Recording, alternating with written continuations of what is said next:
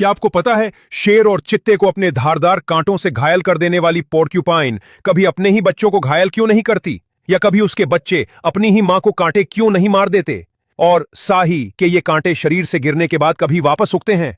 तो चलिए जानते हैं इस पोर्क्यूपाइन के कांटों की संरचना और उसके अद्भुत रहस्य के बारे में।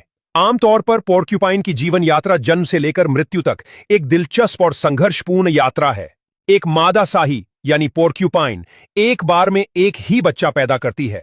जन्म के समय उस बच्चे का शरीर नरम और गुलाबी रंग का होता है और उनके कांटे नहीं होते, लेकिन इस बच्चे के कांटे कुछ घंटों में कुदरती रूप से उगने लगते हैं। पोर्क्यूपाइन के बच्चे लगभग 6 महीने तक दूध पीते हैं। इस दौरान वे धीरे धीरे सख्त कांटों और पैरों का उपयोग करने में सक्षम हो जाते हैं। मादा पोर्क्यूपाइन अपने बच्चों को पेड़ों पर चढ़ना, भोजन खोजना और शिकारियों से बचाव की रणनीतियां सिखाते हैं। जब बच्चे लगभग 6 महीने के होते हैं, वे अपनी मां से अलग होने लगते हैं और अपनी स्वतंत्र जीवन यात्रा शुरू करते हैं।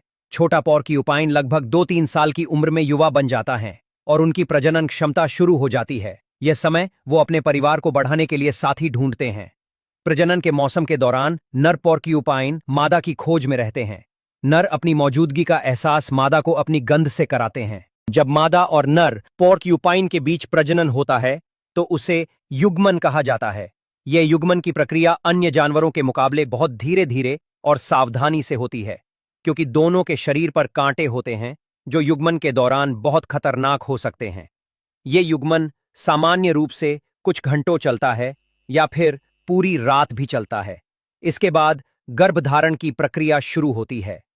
गर्भावस्था की अवधि लगभग 7 महीने की होती है, जो पोर्क्यूपाइन के लिए काफी लंबी होती है। इस दौरान वो अपनी सुरक्षा के लिए खुद को शिकारियों से बचाने के लिए छुप कर रहती है। मादा पोर्क्यूपाइन एक बार में केवल एक ही बच्चा जन्म देती है। जन्म के समय बच्चा पूरी तरह से नर्म और गुलाबी होता है और उसके कांटे विकसित नहीं होते। अब जानते हैं कि यह मादा साही अपने ही बच्चे को कांटों से घायल होने से कैसे बचाती है, और क्या उनके छोड़े हुए कांटे दोबारा उगते हैं। जब बच्चा पैदा होता है तो मादा साही को बहुत ही सावधानी से उसे बड़ा करना जरूरी होता है, क्योंकि बच्चा कभी कभी गलती से खेलते खेलते भी चोटिल हो सकता है। इसलिए मादा अपने पेट और मुंह की साइड ही बच्चे को रखने का प्रयास करती है। दूसरी ओर बात करें कि अगर साही के कांटे टूट जाएं तो क्या दोबारा उग सकते हैं, तो इसका जवाब है हाँ। साही के कांटे विशेष प्रकार के होते हैं और जब एक कांटा टूटकर या गिरकर बाहर चला जाता है तो वह दोबारा उगता है, लेकिन यह एक प्राकृतिक और धीमी प्रक्रिया है। कांटे दोबारा उगने में लगभग 6 महीने का समय लगता है।